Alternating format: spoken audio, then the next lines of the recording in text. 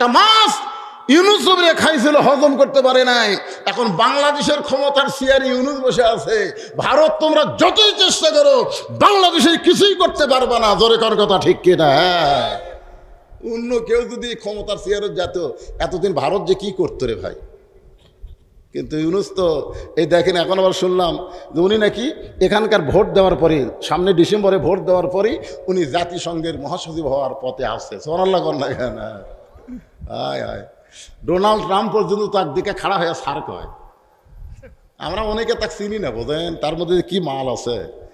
গোটা পৃথিবীতে মাত্র 7 জন 3টা শ্রেষ্ঠ পুরস্কার পাচ্ছে। গোটা পৃথিবী শুদ্ধা মাত্র 7 জন, তার মধ্যে ডক্টর ইউনূস একটা। 3টা পুরস্কার লাগাতার পাচ্ছে, শ্রেষ্ঠ পুরস্কার। তার মধ্যে একটা হল নোবেল পুরস্কার, আমেরিকার অ্যাওয়ার্ড পুরস্কার, এরকম 3টা পুরস্কার। তার মধ্যে কি যোগ্যতা আছে আমরা অনেকেই বুঝতে পারতেছি না। কাতারের লক্ষ লক্ষ কোটি টাকা হাসিনা ঋণ করেছিল, ইউনূস সরকার যাওয়ার আগে পরিশোধ হয়ে গেছে। সুবহানাল্লাহ কর না কথা কন? ভারত হুমকি মারছে পাকিস্তানক, পাকিস্তান হুমকি মারতেছে ভারতক। জোরে কোন কথা ঠিক কিনা? এরা কিন্তু হুমকির মধ্যে দিয়ে একসময় যুদ্ধ লাগবে না, কারণ জানে যে ভারতও মাল পাকিস্তানও মাল। এরা খালি বাংলাদেশের বিরুদ্ধে লাগতেছে, কিন্তু আমরাও ভাগ্য করে একটা ডক্টর ইউনূস পাচ্ছি, ওকে বুড়ে আঙ্গুল দেখাচ্ছে। জোরে কোন কথা ঠিক কিনা? কথা কি পাননি ইউনূস? পাননি ইউনূস? কিন্তু একটা ভাগ্যের ব্যাপার। আমি ছোটবেলায় বহু গজল গায়ে ফার্স্ট হয়েছিলাম। তার মধ্যে একটা গজল ছিল, ইউনূস নবীরে খাইল মাছেতে গিলিয়া, ফেরেশতা পাঠাইলেন আল্লাহ ইসমে আজম দিয়া, দমে দমে সে হরদম পড়ে সে ইসমে আজম, মাছেরই উদর হইতে বাঁচাইলা প্রাণ। সবাই বলেন আল্লাহু আল্লাহু, তুমি জাল্লে জালালুহু, শেষ করা তো যাই না গে তোমার গুণগান। আল্লাহু আকবার। কিন্তু বুড়া মানুষ তো কাম একটু ধীরে ধীরে। বুড়া মানুষের কাজ কি খুব তাড়াতাড়ি হয়? দেখেন 85 বছর বয়স, এই 85 বছরের বুড়া মানুষের কাজ আমরা খালি তাড়াতাড়ি হয়। বুড়া মানুষের কাম হচ্ছে ধীরে ধীরে। কতক্ষণ ঠিক কিনা? ধীরে ধীরে কিন্তু সব সাইজ হচ্ছে না ভাইজান। আপনারা বলেন, এই যে একজন আমাকে আজকের মাহফিলের সভাপতি আমাকে বলতে যে হুজুর গাড়ির কি টাইম, আগে টাইমই ছিল না, 9টার গাড়ি কয়টায় যায়, আর এখন 9টার গাড়ি 9:45 হাজির। এবার ঈদের মধ্যে কোনো যানবাহন নিয়ে মানুষকে ভোগান্তি পোহাতে হয়নি। জোরে কোন কথা ঠিক কিনা? গোটা রমজান মাসে কোনো জিনিসের দাম আমাদের চাহিদার উপরে ছিল না, চাহিদার মধ্যেই সীমিত ছিল। জোরে কোন কথা ঠিক কিনা? হ্যাঁ, আল্লাহর বান্দার একটু মনোযোগ দিয়ে শুনবেন। সবচাইতে বড় বীর নাম হলো তার আমর। মক্কার সবচাইতে বড় বীর উমর কিন্তু না, আমর। প্রতি সন্ধ্যায় 21 কেজি খাদ্য খায়, প্রতি সন্ধ্যায় 21 কেজি খায়। তাহলে 3 সন্ধ্যা যদি খায় 63 কেজি খাদ্য খায়। আর যে তরবারি নিয়ে যুদ্ধ করে, এই তরবারির নাম হলো এই তরবারির ওজন হলো 3.5 মণ। যে তরবারি নিয়ে আমর যুদ্ধ করে, এই তরবারির ওজন কত? 3.5 মণ। আজকে সে আমার কাবা ঘরের সামনে তরবারি থুয়ে কাবা ঘর শুয়ে শপথ করে বলেছে, মুসলমানের নবীকে না মারা পর্যন্ত আমি দুনিয়ার কিছু খাবো না, দুনিয়ার কিছু পানও করব না। আজকে কাবা ঘর শুয়ে শপথ করে ওই আমি নবীকে হত্যা করার জন্য মক্কা থেকে রওনা দিয়েছে। এই খবর আল্লাহ আমাকে দেওয়ার কারণে আমার চোখ দিয়ে দরদর করে পানি পড়তেছে। ওসমান গনি দাঁড়িয়ে বলে, ইয়া রাসূলুল্লাহ, এত বড় বীর যখন আপনাকে হত্যা করার জন্য আসতেছে, তাহলে একটা কাজ করা, আপনি দোয়া করেন, আমরা সবাই আমিন আমিন করি, আল্লাহ যেন আমরের হাত পা অবশ করে দেয়। আমর যেন আপনার কাছে আসার আগেই তার হাত পা যদি অবশ হয়ে যায়, তাহলে আপনাকে মারবে ফেলবে। আল্লাহ রাসূল ওসমান গনির কথা পছন্দ করে সাহাবীদের নিয়ে যখন দোয়া করার জন্য হাত তুলতে যাচ্ছেন, এমন সময় আল্লাহ তাআলা ফেরেশতা জিবরাইল পাঠিয়ে বলতেছেন, ইয়া আইয়ুহান নাবিয়্যু হারজিল মুমিনিনা আলাল কিতাল। ওগো নবী, যাদেরকে নিয়ে আপনি দোয়া করতেছেন, এই 2টা হাত খালি দোয়ার হাত না, এই 2টা হাত হলো অস্ত্র ধরার হাত। এই 2টা হাত দিয়ে শুধু দোয়া করলে হবে না। আমরা আলেমেরা বহু দোয়া করলাম, আমরা তাহাজ্জুদে নামাজ পড়ে দোয়া করেছি। আল্লাহ সাইদি হুজুরকে 13 বছর জেলখানায় বন্দি রাখছে, এরপরে জেলখানায় তার মৃত্যু হয় নাই, সেখান থেকে হাসপাতালে নিয়ে গিয়ে তাকে হত্যা করা হলো। আমরা দোয়া করেছি, চোখের পানি বের করে বুক ভিজায় ফেলছি, কিন্তু কাম হয় নাই। ছাত্র জনতার আন্দোলন জীবন দেওয়ার কারণে ওই ফ্যাসিস্ট কিন্তু পলাতে বাধ্য হয়ে গেল। জোরে কোন কথা ঠিক কিনা? খালি দোয়া করছে না বার হচ্ছে? আবু সাইদ কি 2 হাত করে দোয়া করছে, না সিনা টান করে ডাঙাছে? আল্লাহ রাসূলকে আল্লাহ বলতেছেন ইয়া আইয়ুহান নাবিয়্যু হারজিল মুমিনিনা আলাল কিতাল। ওগো নবী, এই দুই হাত করে দোয়ার হাত না, এই দুই হাত হলো অস্ত্র ধরার হাত। সঙ্গে সঙ্গে নবী দোয়া বাদ দিয়ে বললেন, সাহাবীরা, মহাবীর আমর আমাকে হত্যা করার জন্য মক্কা থেকে রওনা দিয়েছে, তোমাদের মধ্যে এমন কি কেউ আসো যে আমরের সামনে দাঁড়াবার পারবা? সমস্ত সাহাবীরা মাথা নিচু করে চিন্তা করতেছে যে প্রতি সন্ধ্যায় 21 কেজি খায়, আর তরবারির ওজন হলো 3.5 মণ। এই বীরের সামনে কে দাঁড়াবে? সবাই যখন চিন্তা করতেছে, এমন সময় পিছন দিক থেকে 11 বছর, কয় বছর? 11 বছর একটা কিশোর বাচ্চা দাঁড়িয়ে বলতেছে, ইয়া রাসূলুল্লাহ, আমি দাঁড়াবার চাই। আল্লাহ রাসূল বললেন, তুই কি আলী? বলে, হ্যাঁ আমি আলী। এজলেস, বস বস। ছোট্ট মানুষ, বুঝিস না, লাভ দিয়ে উঠছিস।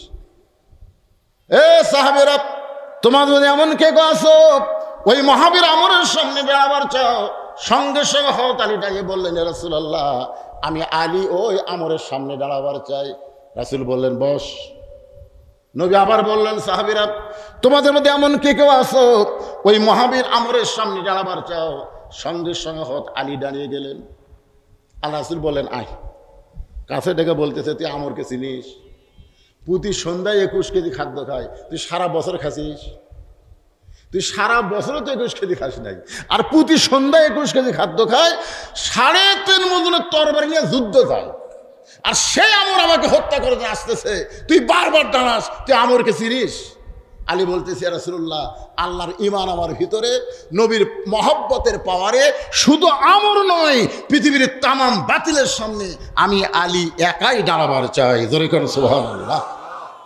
আল্লাহর ঈমান আমার ভিতরে। আল্লাযী খালাকাল মাউতা ওয়াল হায়াতা, মৃত্যুর হায়াতের মালিককে। জোরে করে আল্লাহর ঈমান আমার ভিতরে, আর নবীর মহব্বতের পাওয়ারে শুধু আমর নয়, পৃথিবীর তামাম বাতিলের সঙ্গে আমি আলী একা দাঁড়াবার চাই। সঙ্গে সঙ্গে আল্লাহ নবী আলীকে বুকের মধ্যে চাপটে ধরে বললেন, ওসমান, তোমার বাড়িতে কোনো তরবারি আছে? ওসমান গনি বলে, ইয়া রাসূলুল্লাহ, কুরবানি দেওয়ার সময় উট দুম্বা জব করার একটা ছুরি আছে। রাসূল বলেন, ওইটাই নিয়ে আসো। এক দৌড়ে ওসমান বাড়িতে গেলেন, একটা তরবারি নিয়ে আসলেন, যেই তরবারি দিয়া তিনি উট এবং দুম্বা জব করেন কুরবানির সময়। সেই তরবারি নবীর হাতে দিলেন। নবী তরবারির দিকে তাকায় দেখে তরবারি মাপে হলো 1 কেজি, আর লম্বাই হলো 27 ইঞ্চি। 1 কেজি ওজনের তরবারি, 27 ইঞ্চি। আল্লাহ রাসূল বলেন, আলী, এই তরবারিটা হাতে নাও। আমর নিয়ে আসতেছে কয় মণ? 3.5 মণ, আর তার সামনে মাত্র 1 কেজি। একটা তরবারি দিয়ে বললেন, তরবারির সামনে তসবিহ টুপি চলবে না, তরবারির বিনিময়ে তরবারি লাগবে। আজ কথা প্রসঙ্গে কথা এলো, তাই আপনাদের শোনালাম। এবার 27 ইঞ্চি তরবারি নবী আলীর হাতে দেবেন। আলী, তরবারির বিরুদ্ধে তরবারি লাগবে, যা আমরের সামনে যা। সঙ্গে সঙ্গে হযরত আলী মারতেছে দৌড়। আল্লাহ রাসূল বলতেছে, আলী, আমি তো মনে করছিলাম এই কথা শুনে তুই একটু ধীরে ধীরে যাবি, দৌড়াস কেন? আলী বলতেছে, ইয়া রাসূলুল্লাহ, আপনাকে হত্যা করার জন্য অনেক আগে আমর রওনা দিয়েছে। আমি যদি আস্তে আস্তে যাই তাহলে আমর তো আরো অ্যাডভান্স করবে। এই জন্য জোরে দৌড় মারতেছি, আপনার পবিত্র চেহারা দেখার আগেই আমি আলী যেন আমরকে জাহান্নামে পাঠাবার পারি। জোরে কান সুবহানাল্লাহ। দেখছেন কি সাহস, যে আপনার পবিত্র চেহারা দেখার আগেই আমি যেন আমরকে জাহান্নামে পাঠাবার পারি। কি বলতেছেন ভাই? কিছু বলতেছেন? আবহাওয়া খারাপ।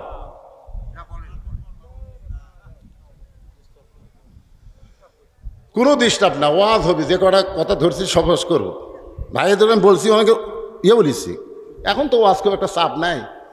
আগে তো একদিনে নেতাদের 4-5টা মাহফিলে যাওয়া লাগতো, এখন তো সেই সময় নেই। বৈশাখ মাস, এই জন্য ভাইরা বসে বসে শুনতেছে।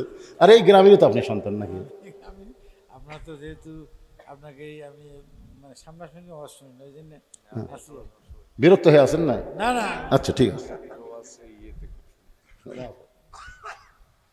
একটু জিকির করেন, লা ইলাহা ইল্লাল্লাহ, জোরে লা ইলাহা, লা ইলাহা ইল্লাল্লাহু মুহাম্মাদুর রাসূলুল্লাহ। সকলে বলি সাল্লাল্লাহু আলাইহি ওয়াসাল্লাম। এত জোরে আমর দৌড় মারছে, হযরত আলী দৌড় মারছে, আমরের সামনে চলে গেছে। সুবহানাল্লাহ। 1000 দুয়েক কাফের আমর সামনে আর হাজার দুয়ে কাফের মিছিল করতেছে। মুসলমানের নবীকে কেউ বাঁচাবার পারবে না, মুসলমানের নবীকে কেউ বাঁচাবার পারবে না। এত বড় বীর তরবারি কান্দে নিয়ে যখন রওনা দিছে, সেই মুসলমান নবীকে আর কে বাঁচাবে? ঠিক সেই মুহূর্তে হযরত আলী আমরের সামনে দাঁড়ায় গেছে। আমর তাকায় মুচকি মুচকি হাসে, কে এটা কে রে? ছোট মানুষ, মাত্র 11 বছর বয়স। কয় বছর বয়স? আর হাতের মধ্যে যেটা আছে, আপনারা গরু জব করে তার নাম কি? ছুরি। আর যেইটাতে চামড়া ছিলেন চাকু। তা আমরের কাছে ওটা একটা চাকুর মতন, ছোট্ট একটা বাচ্চা চাকু নিয়ে সামনে দাঁড়ায় গেছে। আমার হুঙ্কার দেয়, তোর কি বাপ মা নাই? এত বড় বীরের সামনে তো কে পাঠায় দিল রে? তোর কি বাপ মা নাই? এই দুনিয়াতে তোর আপন বলতে কেউ কি নাই? যত বড় বীরের সামনে তোরে পাঠিয়ে দিল। সঙ্গে সঙ্গে হযরত আলী আল্লাহর কোরআন থেকে একটা আয়াত পড়ে ওই চাকুর আগায় একটা ফু দিয়া আমরের সামনে একটা দাগ দিলেন। জোরে কোন সুবহানাল্লাহ। পবিত্র কোরআন শরীফের একটা আয়াত, ওই চাকুর আগার উপর একটা ফুৎকার দিয়া ওই চাকু দিয়ে আমরের সামনে একটা দাগ দিয়ে বললেন, তুই কত বড় বাপের বেটা! আল্লাহর নবী তো দূরের কথা, এই দাগটা ডেঙ্গায় তুই এক ধাপ সামনে যা। জোরে খান সুবহানাল্লাহ।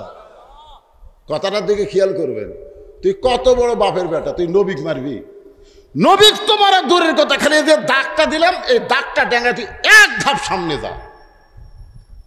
সঙ্গে সঙ্গে ওই কথার দ্বারা আমরের বুকের মধ্যে এমন একটা ভীতি সঞ্চার হয়েছে। আলীর হাঁককে বলা হয় হায়দারি হাঁক। জোরে কন কি হাঁক? আলী হায়দার। হয়তো আলীর কিন্তু আর একটা নাম ছিল হায়দার। আলীর হাঁককে বলা হয় হায়দারি হাঁক। এত জোর হাঁক মারছে, কাফিরের বেটা, শয়তানের পাঁটা, তুই কত বড় বাপের বেটা, আল্লাহ নবীক মারবি, খালি ডাক্তার ডেঙ্গা, খালি এক ধাপ সামনে যা। একটা হাঁকে গোটা দেহ থর থর করে কাঁপতেছে। সমস্ত কাফেরা বলে মারেন মারেন। ছোট্ট একটা বাচ্চা কি কয়, আর সেইটা শুনে আপনি কেন ব্রেক করলেন? মারেন মারেন। সবাই যখন মারেন মারেন বলতেছে, এমন সময় আমর 3.5 ওজনের তরবারি ঘাট থেকে নিয়ে আলীকে ভয় দেখানোর জন্য যখন মারছে, ইত্তাকু ফিরাসাতাল মুমিনিনা ফাইন্নাহু ইয়ানজুরু বিনুরিল্লাহ। হযরত তাকায় দেখে ওই 3.5 ওজনের তরবারি, ওইটা তরবারি নাই, ওটা আল্লাহ বানায় দিছে কাঠের তক্তা। বারবার নমরুদ বলে, ইব্রাহিম এত বড় আগুনের চুলা বানাইছি, তোমার মতো 1000 ইব্রাহিমকে ফেলে দাও, মাত্র পুড়ে ছাই হয়ে যাবা। তোমাকে মারার জন্য এত বড় চুলা লাগতো না, কিন্তু এমনভাবে তোমাকে পুড়াবো, পড়া মাত্রই তুমি যেন দুনিয়া থেকে শেষ হয়ে যাও। একটাবার তাকাও, একটাবার তাকাও। কিন্তু আমাদের জাতির পিতা হযরত ইব্রাহিম নমরুদের চুলার দিকে একটাবার তাকায় না। আল্লাহ বলে, ইব্রাহিম একটাবার তাকাও। বারবার যখন তাকাবার বলে তুমি তাকাও। এবার আমাদের জাতির পিতা আল্লাহর কথা মতো তাকায় দেখে আগুনের চুলা নাই, আল্লাহ শান্তির বাগান বানায়া দিছে। বারবার ফেরাউন বলে, মুসা 3 দিকে আমরা সৈন্য সামন্ত দাঁড়ায় গেছি, পলানোর কোনো রাস্তা নাই। একটা রাস্তা, সেইটা হলো সাগর। তুমি এখন সাগর ছাড়া তোমার বাঁচার আর কোনো পথ নাই। 3 দিকে আমরা সৈন্য দাঁড়িয়ে গেছি অস্ত্র নিয়ে, এখন তুমি কেমনে পলায়ে যাবা? আল্লাহ বলে, মুসা রে, বারবার ফেরাউন তোকে সাগর দেখায়, একটাবার তাকায় দেখো। মুসা নবী তাকায় দেখে হাতের লাঠি লাগাতে ওই সাগর নাই, আল্লাহ 12 লাইন রাস্তা বানায়া দিছে। আল্লাহ যদি সাগরকে রাস্তা বানাবার পারে, শান্তির বাগান বানাবার পারে, তাহলে আল্লাহ তরবারিকেও তক্তা বানাবার পারে। আল্লাহ ইচ্ছা করলে ওই ভারতের অ্যাটম বোমাকে বাংলাদেশের মুসলমানের জন্য মিষ্টি ভাঙ্গি তরমুজও বানাবার পারে। জোরে কর কথা, ঠিক কিনা কথা বলেন? এত অস্ত্র এরা বানাচ্ছে, আর মনে করতেছে যে একটা উগ্রপন্থী নেতা মাঝে মধ্যে হুমকি মারে। কিছুদিন আগে থেকে মিঠুন চক্রবর্তীও একটা হুমকি মারছে যে বাংলাদেশকে দখল করতে নাকি 15 মিনিটই লাগবে না। হ্যাঁ, নরেন্দ্র মোদী আর একটা নেতা হয়, শুভেন্দু ওই মাথা এবারে এই দিক দিয়ে ঢুকবে, এই দিক দিয়ে বাড়াবে। আমিও ওয়াজের মধ্যে বলে দিছি, ভাই আমার ওয়াজ তো খালি ওয়াজ হয় না, এগুলো রেকর্ড হয়। আমি বলে দিছি, যদি ভারত ভুল করে আমাকে দেশত ঢোকে, আমাকে ছেলেদেরকে বলবো তোমাকে অস্ত্র লাগবে না, খালি 2.5 হাত একটা করে লাঠি আর একটা করে খুর। ওরা যেই ঢুকবি বিসমিল্লাহ কয়ে লাঠি দিয়ে পায়ে ধরবে, কারণ শহীদ প্রেসিডেন্ট জিয়াউর রহমান আল্লাহর উপর অবিচল আস্থা আর বিসমিল্লাহ রহমান রাহিম দিয়ে সংবিধানের নিরপেক্ষতা দূর করে দিছে। ধরে কোন কথা ঠিক না? তাহলে আমাদের হাতে লাঠি থাকবে, বিসমিল্লাহ কয়ে পায়ে ফেলে দেবো আর খুর দিয়ে কাটিয়ে দেবো, কিন্তু গোড়া কাটবো না, তাহলে আগা কাটা সন্ন্যতে খাতনা করে দেবো। এই ওয়াজটা আবার ভারতের মধ্যে চলতেছে খুব বেশি, আমার এই ওয়াজটা আর ভারতের বাঙালির খুব শুনতেছে। কি মনে করতেছেন? মুসলমান নিজের শক্তিতে লাগে না, মুসলমানের পাওয়ার হচ্ছে ইমান, মুসলমানের পাওয়ার হচ্ছে আল্লাহ। ধরে কোন কথা ঠিক কিনা? 3.5 তরবারি, কাঠের তক্তা। আপনারা বলেন তরবারি যদি কেউ তক্তা দেখতে পায় তার মধ্যে আর কোনো ভয় থাকে? আলী বারবার তাকায় দেখে আমার হাতে তরবারি, ওর হাতে তক্তা। নিজেরটা দেখতেছে তরবারি, ওরা দেখছে তক্তা, আর ভয় আছে? এক লাফে তরবারির উপরে উঠছে, এক লাফে তক্তা মনে করে লাফ দিয়ে উঠছে, উঠে বিসমিল্লাহ কয়া। আমরের ঘাড়ও হলো 27 ইঞ্চি, আলীর তরবারি হলো 27 ইঞ্চি। যে খাপে খাপে মিহিল খেলে লাগাইছে, সঙ্গে সঙ্গে দেহ একদিকে মাথা একদিকে বিচ্ছিন্ন হয়ে যায়, সঙ্গে সঙ্গে সমস্ত কাফের মারছে দৌড়। এমন সময় আল্লাহর নবী এসে বলতেছেন, আলী ওয়াসাদুল্লাহিল গালিব, আলী তুমি শুধু আলী না, তুমি হইলা আল্লাহর সিংহ। আলী আমার বুকও তাই। নবী আলীকে বুকের মধ্যে নিছে, আলী খালি কানতেছে আর বলতেছে, হুজুর আল্লাহ শপথ করে বলতেছি আমি কিন্তু মারিনি, আপনি যতই ক্ষণ আমি কিন্তু মারিনি হুজুর, আমি খালি ঘাড় ঠেক আছি। আল্লাহ শপথ করে বলতেছি হুজুর আমি কিন্তু মারিনি, খালি ঠেক আছি। আর 2 ভাগ হয়ে গেল। রাসূল শাহাদত আঙ্গুল তুলে বলেন, আলী যেই কথা আমার সামনে বলেছিস যে আমি কিন্তু ঠেকাছি মারিনি, এ কথা তো কারোর সামনে বলিস না, এ কথা কারোর সামনে বলিস না। আলী কই হুজুর কেন? বলার দরকার নেই, মানুষ যেটা জানে সেটা নিয়ে থাক। আলী বলতে যে হুজুর তাহলে কি কোনোদিন বলতে পারবো না? রাসূল বলেন তোকে বলা লাগবে না, আমি একদিন সময় সুযোগ পাইলে বলবো। বাদানগো একটু খেয়াল করেন, কামুজ দুর্গের দরজায় হ্যাঁচকা টান মারছে। হযরত আলী কামুজ দুর্গের দরজা জিহাদের ময়দানে হ্যাঁচকা টান মারছে, কারণ ঢাল পড়ে গেছে, ঢালটা না নিয়ে দৌড়ে গিয়ে কামুজ দুর্গের দরজায় হ্যাঁচকা টান মারছে।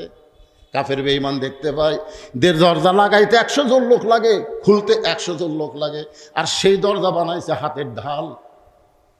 বিনা যুদ্ধে কাফেরা যখন জিহাদের ময়দান থেকে পালায়া যায়, এমন সময় সাহাবীরা নবীর কাছে এসে বলতেছে, ইয়া রাসূলুল্লাহ আজকের যুদ্ধে আমরা বিজয় হয়েছি, যুদ্ধ লাগে নাই শুধুমাত্র হযরত আলীর কারণে।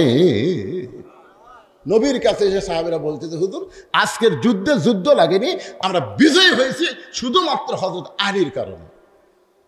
নবী আমার চমকে গেলেন, নাসরুম মিনাল্লাহি ওয়া ফাতহুন কারীব ওয়াবাশশিরিল মুমিনিন ইজা জাআ নাসরুল্লাহি ওয়াল ফাত। কোন যুদ্ধের বিজয় আল্লাহর সাহায্য ছাড়া হয় না। 2000 ছাত্র জনতা জীবন দিল আর হাসিনা পলায় গেল, তা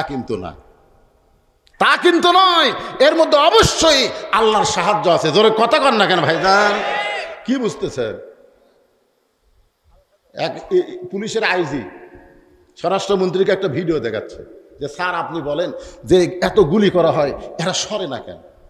এত গুলি করা হয়, এরা দৌড় দেয় না কেন? দেখেন অবস্থাটা, দেখেন ভিডিও দেখাচ্ছে, দেখেন এই দেখেন, গুলি করি একটা পরে ওটি আবার 2 জন এসে খাড়া হয়।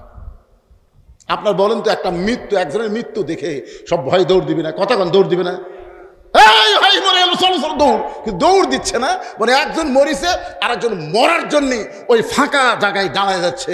এটা কোনো মানুষের দ্বারা হয় না, এটা আল্লাহর সাহায্য, ঈমানের কারণে হয়েছে। ধরে কোন কথা ঠিক কিনা? এটা বিশ্বাস করা লাগবে। অনেক ছাত্ররা কয় আমরা জীবন দিছি এই কারণ। না বাবা, একটু মনোযোগ দিয়ে শুনবেন। আল্লাহ রাসূল বললেন আলী কোথায়? কিছুক্ষণ পরে হযরত আলী যখন নবীর সামনে দাঁড়াইলো, রাসূল বা আলী খবর কি? আলী বলছে হুজুর আপনি শোনেননি, জিহাদের ময়দানে ঢাল পড়ে গেছে, আমি উপরে ঢাল না নিয়ে এক দৌড়ে গিয়ে কামুজ দুর্গের দরজা হ্যাঁচকা টান মারছি, ওই দরজা আমার হাতের ঢাল দেখে কাফেরা ভয়ে পালাই গেছে, আমি দরজা ফেলা দিয়েছি হুজুর, 80 গজ দূরে গিয়ে পড়ছে। রাসূল বলতেছে ঠিকই তাই নাকি? আলী বলতেছে বিশ্বাস হচ্ছে না, তাহলে চলো যাই তো। নবী আলীর সঙ্গে গেছে, বলে কোথায় দরজা? ও যে পড়ে আছে, দেখে যাও। হয়তো আলী নবীর সাথে করে নিয়ে যেতে দরজার কাছে গেছে, দরজা এরকম আলোক করতে চাই, নিজেই নড়ে কিন্তু দরজা নড়ে না। আলী বলতেছে ইয়া রাসূলুল্লাহ যেই দরজায় হ্যাঁচকা টান মারলাম, যে দরজা আমার হাতের ঢাল হলো, সে দরজা ফেলে দিলাম, 80 গজ দূরে গিয়ে পড়লো। এখন দরজা নড়াবার চাই, নিজে নড়ি কিন্তু দরজা নড়ে না। কারণ কি? রাসূল বলে, আলী রে, তুমি একদিন স্বীকার করেছিলে আমি মারি নাই, আমি শুধু ঘাড়ে ঠেকাইছি। আমি সেদিন বলেছিলাম চুপ করো, এই কথা দুনিয়ার কাউকে বলো না। আজকে শোনে নাও, মুসলমান যেগুলো কাজ করে একলা করে না, তার সঙ্গে আমার আল্লাহ থাকে। তুমি যখন ঢাল না তুলে হ্যাঁচকা টান মারছে, তখন তুমি একলা টানো নি আলী, তোমার হাতের সাথে আল্লাহর কুদরতি হাত ছিল। তুমি যখন দরজা ফেলে দিয়েছ, তখন তুমি একলা ফেলে দাও নাই, তোমার হাতের সাথে আল্লাহর কুদরতি পাওয়ার ছিল। কিন্তু এখন তুমি একলা হয়ে গেছো, এখন আর দরজা নড়াবারও পারতেছে না। এই জন্য মুসলমান যারা হব, কোনো বিজয়ে কখনোই মনে করবো না যে আমাদের দ্বারা বিজয় হয়েছে। অবশ্যই বিজয়ে আল্লাহ রহমত ছিল। জোরে কোন কথা ঠিক কিনা? যার প্রমাণ হলো সূরা নসর, ইজা জা আনাসরুল্লাহি ওয়াল ফাত ওয়া রাআইতান নাসা ইয়াদখুলুনা ফি দীনিল্লাহি আফওয়াজা ফাসাব্বিহ বিহামদি রাব্বিকা ওয়াস্তাগফির ইন্নাহু কানা তাওয়াবা। হোসাইন বলে, রে এইদের সামসারা, আমার মা শুধু খাতুনে জান্নাত নয়, আমার মা হলো ফাতেমা তো জোহরা। আমার মায়েদের জন্য কিছু ওয়াজ করা লাগবে। আর আমার মনে করবে হুজুর খালি পুরুষদেরই ওয়াজ করে গেল, জিহাদের ওয়াজ করে গেল, কিন্তু মা বোনদের ওয়াজ করলো না। আমার মা বোনার শোনেন, হোসাইন কিন্তু ইয়াজিদের লোকদেরকে বলতেছে, আমার মা শুধু খাতুনে জান্নাত নয়, আমার মা হলো ফাতেমা তো জোহরা। এখন আপনারা বলেন তো জোহরা মানে কি? আমার মা শুধু খাতুনে জান্নাত নয়, আমার মা হলো ফাতেমা তো জহুরা। জহুরা শব্দের অর্থ আপনার জানলে আমাকে লম্বা ওয়াজ করা লাগতো না। একটু মনোযোগ দিয়ে শোনেন, মা বোনদেরকে বুঝাতে হয়। মরদ মানুষে জানেন না তো মেয়েরা জানবে কেমনে? গভীর রাত্রে আল্লাহর নবী ঘুম থেকে চেতন পাইছে। চেতন পাওয়ার কারণ হলো খাদিজাতুল কুবরা। খাদিজাতুল কুবরা নবীর হাতটা বুকের মধ্যে নিয়ে কাঁদতেছে। রাসূল বলে, খাদিজা কান্দার কারণ? বলে, ইয়া রাসূলুল্লাহ, যে কোনো সময় আমার মৃত্যু হবে, যে কোনো সময়। মানে বয়স হয়ে গেলে মানুষ একটু মৃত্যুর কথা বেশি খেয়াল করে। কি মনে করতেছেন? একটা বয়সে মানুষ মরার কথা খেয়ালই করে না, কিন্তু তারাই বেশি মরতেছে। আপনার বলেন তো, এইবার ঈদুল ফিতরের দিনে কত যুবক মারা গেছে আপনারা জানেন? খালি মোটর সাইকেল চালাতে গিয়ে অ্যাক্সিডেন্ট হয়ে 128 জন যুবক মারা গেছে, যেগুলো ফেসবুকে খবর পাওয়া গেছে। এছাড়াও তো আরও আছে, কিন্তু একটা বুড়াও তো মরেনি, একটা বুড়াও মরেনি এই মোটর সাইকেল চালাবার যা ব্যাখিয়াল মশান। এই জন্য শোনেন, মৃত্যুর কথা খালি বুড়া হলে না, সবসময় খেয়াল করা দরকার। খাদিজাতুল কুবরা বলে, হুজুর যে কোনো সময় আমার মৃত্যু হবে, তো মরার আগে আমার জন্য কোনো খোঁজ খবরই নাই। তো আল্লাহ রাসূল বলেন, খাদিজা, আপনি যদি খোঁজ খবর নিবার চান তাহলে শোনেন, এই দুনিয়াতে 10 জন পুরুষকে আল্লাহ জান্নাতের সার্টিফিকেট দিছে। তার মধ্যে 1 নম্বর হল আবু বকর, 2 নম্বর ওমর, 3 নম্বর ওসমান। এরকম 10 জন পুরুষকে আল্লাহ জান্নাতের সার্টিফিকেট দিছে। আজকে শুনে নাও খাদিজা, 10 জন নারীকেও আল্লাহ জান্নাতের সার্টিফিকেট দিছে। সুবহানাল্লাহ না কেন? খাদিজা বলে, হুজুর আমি তো শুধু জানি পুরুষই 10 জন। রাসূল বলেন, না, নারীও 10 জন। পুরুষের মধ্যে 1 নম্বর হলো আবু বকর, আর নারীদের মধ্যে 1 নম্বর হলো খাদিজাতুল কুবরা। দেখুন সুবহানাল্লাহ। সঙ্গে সঙ্গে মা খাদিজা মুস্কি মুস্কি হাসতেছে। রাসূল বলে, খাদিজা হাসার কারণ? বলে, এতদিন মনে করতাম কোনো খবর নাই, কিন্তু আজকে এমন খবর দিলেন, জান্নাতি নারীদের 1 নম্বর যদি আমি হই, আনন্দে আমার বুকটা ভরে যায়। রাসূল বলে, খাদিজা, আমি হলাম স্বামী আর আপনি হলেন আমার বিবি। নবী হিসাবে না, স্বামী হিসাবে আপনাকে প্রশ্ন করতেছি, যদি 1 নম্বর জান্নাতি আপনি হন, তাহলে 2 নম্বর জান্নাতি কে হলে ভালো হয়? জিজ্ঞা 2 নম্বর হলো উমর, 3 নম্বর ওসমান, 4 নম্বর আলী, 5 নম্বর আব্দুর রহমান ইবনে আউফ, 6 নম্বর জুবাইর, 7 নম্বর তালহা, 8 নম্বর সাদ ইবনে আবি ওয়াক্কাস, 9 নম্বর হলো আবু সাইদ, আর 10 নম্বর হলো ওবাদা ইবনুল জাররা। এই 10 জনই হলেন আশারে মুবাশশারা। দরিকার সুবহানাল্লাহ। তাহলে নারীদের মধ্যে 1 নম্বর যদি খাদিজা হয়, 2 নম্বর কে হলে ভালো হয়? খাদিজা বলছে যে, হুজুর আমার কাছ থেকে যখন শুনবার চাচ্ছেন, তাহলে 2 নম্বর ফাতেমা হলেই ভালো হয়। নবী সুম করছে। আচ্ছা, আপনাকে আল্লাহ 4টা মেয়ে দিছে। কয়টা? নবীর মাধ্যমে খাদিজার পেট থেকে কয়টা মেয়ে আছে? 4টা মেয়ে আছে। তাহলে 4টা মেয়ের কুলসুমা, রোকেয়া, জয়নাব না বলে আপনি সরাসরি ফাতেমার কথা কেন বললেন? রাসূল বলতেছে আপনি সরাসরি ফাতেমার কথা কেন বললেন? খাদিজা বলতেছি ইয়া রাসূলুল্লাহ, আপনি হলেন বাবা, আমি হলাম মা, কোন সন্তান কেমন এটা বাবা বলতে পারে না, এটা জানে তার মা। ওগো নবী, আপনি কি জানেন এই ফাতেমা যখন জন্ম নিয়েছে তখন আমার পেটের মধ্যে বাচ্চা আছে, আমি অনুভব করেছি, কিন্তু ব্যথা অনুভব করি নাই। এই ফাতেমা যখন প্রসব হয়েছে, আমার বাচ্চা দুনিয়াতে জন্ম নিল, এটা আমি বুঝতে পেরেছি, কিন্তু আমার কোনো প্রসব বেদনা হয় নাই। আমি আশ্চর্য হয়ে যখন মেয়েটার দিকে তাকাইলাম, তাকায় দেখি তার দুইটা হাত ইজ্জতের উপর দিয়া জন্ম নিয়েছে। আমি মা হইয়াও তার ইজ্জত পর্যন্ত দেখতে পারি নাই। সেদিন থেকে আমার মনের বড় চাহিদা, এক নম্বর যখন আজকে আপনি আমাকে ঘোষণা করলেন, 2 নম্বর ফাতেমা হলে ভালো হয়। রাসূল চোখের পানি বের করে বললেন, খাদিজা আপনার ফাতেমা তো জান্নাতি নয়, আপনার ফাতেমা হলো জান্নাতি নারীদের নেত্রী। আপনারা তো সুবহানাল্লাহ বললেন, খাদিজার সুবহানাল্লাহ হয় না। রাসূল বলে, খাদিজা আপনার মেয়ে হলো জান্নাতি নারীদের নেত্রী, এটা শোনার পর আপনি খুশি না বেজার? বলে, হুজুর এখনো তো ফাতেমা জানে না। এই আমাদের মধ্যে গল্প হচ্ছে, এটা তো ফাতেমা জানে না। একটা কাম করেন, আমাকে আপনি নেত্রী বানান, আর ফাতেমা 1 নম্বর জান্নাতি থাক। আল্লাহ রাসূল বললেন, আপনি নেত্রী হবেন, ফাতেমা হবে 1 নম্বর। আপনি জানেন না হুজুর, মেয়েদের মধ্যে এই নেতৃত্বের লড়াই খুব বেশি হয়। একটা বাড়িতে দেখবেন বেটার বউ আর শাশুড়ি, এই 2 জনের মধ্যে গন্ডগোল হবে, বেটা আর শ্বশুরের মধ্যে কোনো গন্ডগোল হবে না। আপনার কোনোদিন শোনেন নাই যে জামাই শ্বশুরের যুদ্ধ? কোনোদিনও শুনবেন না। আপনারা শুনবেন বউ শাশুড়ির যুদ্ধ। জোরে কোন কথা ঠিক কিনা? বউ শাশুড়ির যুদ্ধ হবে, জামাই শ্বশুরের যুদ্ধ হবে না। কারণ পুরুষে পুরুষে এত হিংসা নাই যা নারীদের মধ্যে আছে। জোরে কোন কথা ঠিক কিনা? দেখেন কি হিংসা হাসিনার।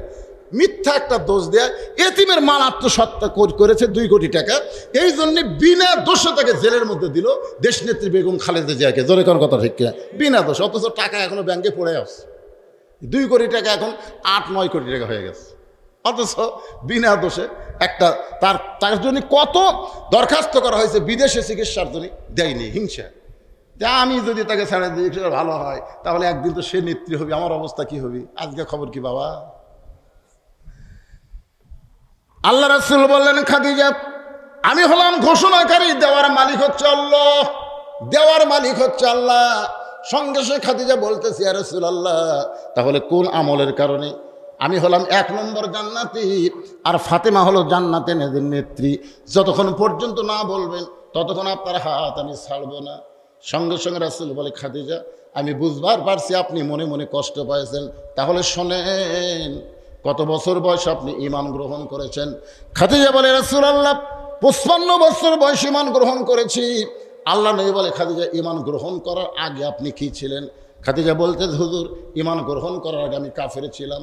রাসূল বলে, তাহলে শোনো খাদিজা, এই দুনিয়াতে যে হায়াত পাইছো তার মধ্যে 55 বছর আপনি কাফের ছিলেন, আর মাত্র কয় বছর আপনি ঈমানদার। এখন আপনি বলেন তো আপনার পেটের মেয়ে ফাতেমা কত বছর কাফের ছিল? খাদিজা বলতেছে, জান্নাতি জান্নাতি। ফাতেমা জন্মসূত্রে জান্নাতি হয়ে জন্মগ্রহণ করেছে।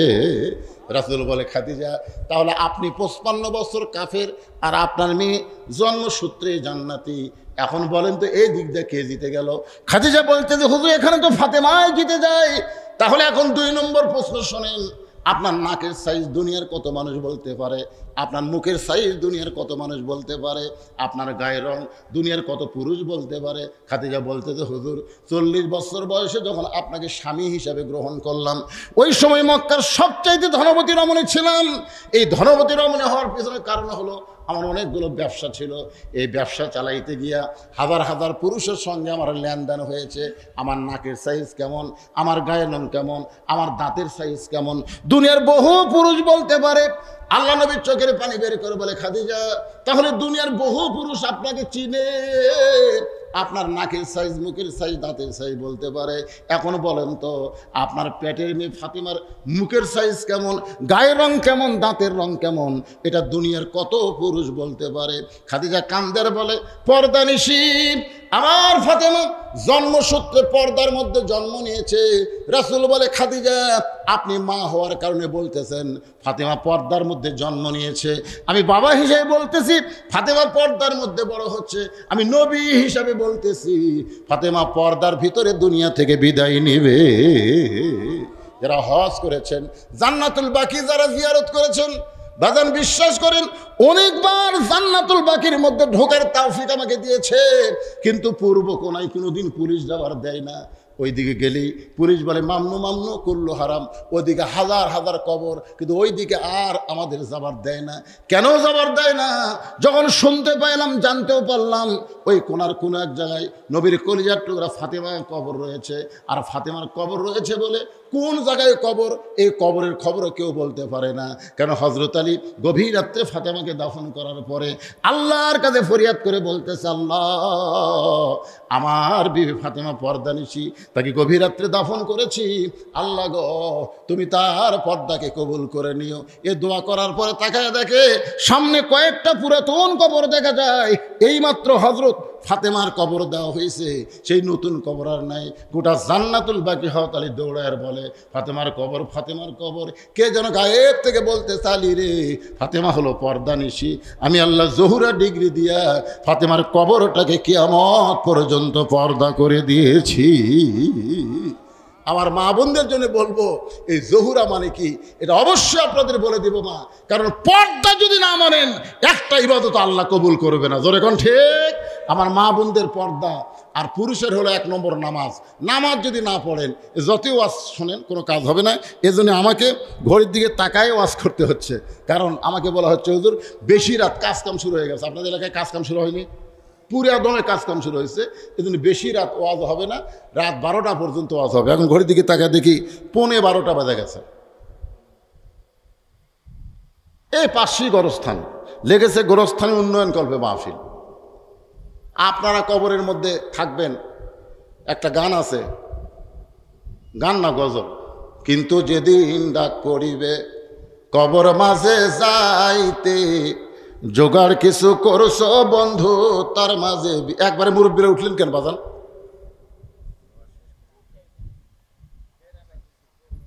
না কিছু না, বুঝবার পারছে? দেওয়া লাগবে না তো, সবাইকে দেওয়া লাগবে। তাই আপনি 10 কোটি 20 কোটি টাকার একটা বাড়ি আপনি একলাই করেন, আপনি কোনো দিন বলছেন যে ভাইরে আমার বাড়ি করা লাগবে, তোরা একটু দান সদকা কর? কেউ বলছেন কোন দিন? কথা কন না কেন? কেউ বলছেন? বলেন নাই। তাহলে যেই বাড়িতে আপনি থাকতে পারবেন না, সেই বাড়ি কোটি টাকা খরচ করে আপনি তৈরি করেন, আর যেই কবরে গেলে আপনাকে 50,000 বছর থাকা লাগবে, আর সেই গোরস্থানের জন্য আপনি গোটা দেওয়া লাগবে কেন? গোরস্থানে কি কি দরকার? এই নদীর পাড়ের লোকেরা আপনারা জানেন না? এই জোর মল্লিকা নদীর পাড়ের লোকেরা কারা কারা হাত তোলেন তো দেখি? পূর্ব পাড় এই কয়জনে? আচ্ছা হাত নামান। আচ্ছা বাহিরের লোক কারা কারা আছেন তারা একটা হাত তোলেন তো দেখি। বাইরের লোক, বাইরে বেশি মানে সবই তো, বেশি কি? হাত নামান। তাই তো কই লোক হয় না কেন? এই গ্রামের মধ্যেই তাহলে শয়তানি ঢুকছে। হ্যাঁ না না, বাহিরে সব লোক বাহিরে চলে যাচ্ছে, আর গ্রামের লোক 4-5 জন। তাহলে গোরস্থান যে উন্নয়ন করবেন, এটা বাইরের লোকের টাকা দিয়ে না আপনাকে টাকা দিয়ে? হ্যাঁ এই যে এখানে কয়টা হাত দেখছি, আপনারা কি কি দিয়ে উন্নয়ন করবেন গোরস্থানের? কি কি লাগবে বাদান? চারিদিকে প্রাচীর হয়ে গেছে, কিছুই হয়নি। শিয়াল কুত্তা ভিতরে ঢোকে? তা ঢোকে। তাহলে গোরস্থানকে সংরক্ষণ করার কথা আছে। গোরস্থানকে পূজা করা যাবে না, গোরস্থানকে সংরক্ষণ করা লাগবে। এই সংরক্ষণ করতে গিয়া প্রাচীর লাগবে, বহু কিছু লাগবে। দেখি কে আল্লাহর বান্দারা 1000, 2000, 5000 করে টাকা দান করবেন, 1 মণ 2 মণ ধান দান করবেন, মাত্র 10 মিনিটের মধ্যে আদায় কমপ্লিট করে তারপরে আমি আপনাদের সামনে অতিথিদেরকে তুলে দেব। তারপরে ইনশাল্লাহ মোনাজাত করে আপনার জন্য একটা স্পেশাল তবারকের ব্যবস্থা আছে, তবারক নিয়ে যাবেন। এত রাত আর শুনছেন আব্দুল আলিম খাজা 500 টাকা দান করেছে, আল্লাহ তার দানকে কবুল করেন। যে নিয়তে দান করল, আপনাদের বাপ মা কবরে যায়নি, যেখানকার লোকে হন, বাপ মার কথা মনে করে একটু আল্লাহর রাস্তায় দান করবেন। বাবা কান্দে, মা কান্দে, কবরেতে শুয়া, দেখলি না রে দরদের বেটায় একবারও আসিয়া, মিশে মায় বন্দি থাইকা করলাম কত খেলা, পশ্চিমে তাকায়া দেখো তোমার ডুইবা গেছে বেলা। এই মাহফিল কমিটির লোকেরা ভিতরে চাদর নিয়ে যান, ওই যে জানা যাচ্ছে 10, 20, 50, 100 টাকা করতে দিবে ইনশাল্লাহ। লিল্লাহ তাকবীর। হুমায়ুন কবির 1000 টাকা নগদে করছে দান, আল্লাহ তার দানকে কবুল করেন। আল্লাহ নেক নিয়ত নিয়ে আসা পড়া আল্লাহুম্মা আমিন। যান ভিতরে ঢোকেন ঢোকেন। কি হিরাদুল ইসলাম 500 টাকা নগদে দান করেছে। আল্লাহ তার দানকে কবুল করেন, আল্লাহুম্মা আমিন। আপনার দানের কথা শুনে লাভ দিয়ে ওঠেন কেন? যাওয়ার নিয়ত ওটা হবে না তো। আসে স্টেজের দিকে আসেন, অন্য সাইডে যান কেন? মনে করতেছেন এইভাবেই দুনিয়ার থেকে চলে যাবেন, তা না বাদান। গোরস্থানে একটু মাটি বায়না করে রাখ, কখন যেন আসতে পারে তোমার মরণেরই ডাক। গোরস্থানের একটু মাটি বায়না করে রাখ, মিশে মায়াই বন্দি থাইকা করলাম কত খেলা। পশ্চিমে তাকে দেখো তোমার ডুইবা গেছে বেলা, এক পলকের নাই ভয়। আস্তাগফিরুল্লাহ রব্বি মিন কুল্লি জামবি ওয়া তুবু ইলাইহি, লা হাওলা ওয়া লা কুওয়াতা ইল্লা বিল্লাহিল আলিয়্যিল আযীম। আল্লাহুম্মা সাল্লি আলা মুহাম্মাদ, আল্লাহুম্মা বারিক আলা মুহাম্মাদ, আল্লাহুম্মা সাল্লি আলা মুহাম্মাদ, আল্লাহুম্মা আমিন। আল্লাহুম্মা আনতাস সালাম ওয়া মিনকাস সালাম, তাবারাকতা ইয়া যাল জালালি ওয়াল ইকরাম। আল্লাহ গো, কঠিন গরমের ভিতরে আরামের বাড়ি, আরামের ঘুম, ফ্যানের বাতাসকে বাদ দিয়া তোমার কোরআন হাদিসের মহব্বতে এই জান্নাতের বাগানে বসে বসে আলোচনা শোনার শেষে আমি গুনাহগারের সঙ্গে রহমতের দরজায় ফকির হয়ে দোকানা হাত তুলেছি। আল্লাহ মেহেরবানি করে আজকের মাহফিল আমাদের সকলের হেদায়েতের জন্য, নাজাতের জন্য, জান্নাতের জন্য আল্লাহ কবুল করে নাও। এই মাহফিলের শুরু থেকে শেষ পর্যন্ত যত আলোচনা হয়েছে আল্লাহ, এর মধ্যে যদি ত্রুটি হয়, ভুল হয়, মাফ করে দাও। এর যে হাদিয়া মঞ্জুর করো সোনার মদিনায় নবী পাকের রওজা মোবারকে আল্লাহ কবুল করো। तमाम আম্বিয়ায়ে কেরাম, আসহাবে কেরাম, তাবেঈন কেরাম, তাবা তাবেঈন কেরাম, तमाम পৃথিবীর মাটির নিচে যত মুমিন মুমিনা শুয়ে আছে আল্লাহ, সকলে আরওয়াহ পরে হাদিয়া কবুল করো। আল্লাহ আমরা যারা হাত তুলেছি, আমাদের জনম দুঃখনী মা, জনম দরদি বাবা যাদের কবরে গেছে আল্লাহ, মেহেরবানি করে মা বাবার কবরকে জান্নাতের টুকরা কবুল করে নাও। আল্লাহ আমাদের দাদা দাদি, নানা, আত্মীয় স্বজন, শ্বশুর শাশুড়ি যাদের কবরে গেছে আল্লাহ, কবরবাসীদের জান্নাতি কবুল করে নাও। আর মল্লিকা হুরুপাল নদীর পাড় গোরস্থানে যত মুর্দা শুয়ে আছে আল্লাহ, সকলের কবরকে জান্নাতের টুকরা কবুল করো। আল্লাহ যারা কষ্ট করে মেহনত করে এত সুন্দর আয়োজন করেছে এই জান্নাতের বাগানের ওসিলায়, তাদের সকলকে জান্নাতে কবুল করো। আল্লাহ মাহফিল কমিটির সম্মানিত সভাপতি, সহসভাপতি, কেশিয়ার সদস্য, সেক্রেটারি আল্লাহ সকলকেই আল্লাহ তুমি কবুল করে নাও। আজকের মাহফিলের সম্মানিত সভাপতি, আজকের মাহফিলের সম্মানিত প্রধান অতিথি, আজকের মাহফিলের সম্মানিত বিশেষ অতিথিবৃন্দ, আল্লাহ সকলকেই কবুল করে নাও। আমার মা বোনেরা পর্দার অন্তরালে বসে বসে ওয়াজ শুনেছে, আবিদা সালিহা পর্দাজি কবুল করে, মা ফাতেমার চরিত্র দান করে দাও। আল্লাহ আমরা যারা অসুস্থ আছি আল্লাহ সুস্থতার নিয়ামত দান করে দাও। আল্লাহ খাস করে দেশ নেত্রী বেগম খালেদা জিয়া অসুস্থ অবস্থায় লন্ডনে আছে আল্লাহ, পুরোপুরি সুস্থতা দান করে তাকে বাংলাদেশে আসার তৌফিক দিয়ে দাও আল্লাহ। এছাড়াও আমাদের অনেকের আপনজন আজকে অসুস্থ অবস্থায় আছে। আমার কাছে একজন বলেছে, হুজুর খুব অসুস্থ, সুস্থতার জন্য দোয়া চেয়েছে। আজকের মাহফিলে আমরা সকলের জন্য দোয়া করি, যে যেভাবে অসুস্থ হয়েছে আল্লাহ পুরোপুরি তাকে পূর্ণদমে সুস্থতা দান করে দাও। আয় আল্লাহ তাআলা, কত মানুষের জানাজার নামাজ আমরা পড়েছি, এই দুই হাত দিয়ে কত কবরে আমরা মাটি দিয়েছি। একদিন আমরা সবাই মরে যাব। যেদিন আমাদের মৃত্যু হবে, দিনটা যেন জুমার দিন হয়, মাসটা যেন রমজান মাস হয়। ইমানের সাথে, ইজ্জতের সাথে এই দুনিয়া থেকে বিদায় নেওয়ার কালে আমাদের জবানে জারি করে দিও লা ইলাহা ইল্লাল্লাহু মুহাম্মাদুর রাসূলুল্লাহ সাল্লাল্লাহু আলাইহি সাল্লাম।